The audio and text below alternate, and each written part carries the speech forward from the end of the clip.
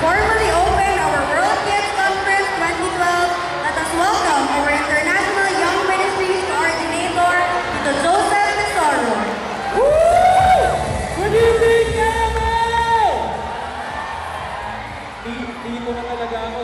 Sino sa inyo nag-enjoy kanina sa field trip? Okay! Sino sa inyo excited na bukas para sa Fire Hose Band? Woo! Bago lahat, ngayong weekend, mga bata, we will learn a lot.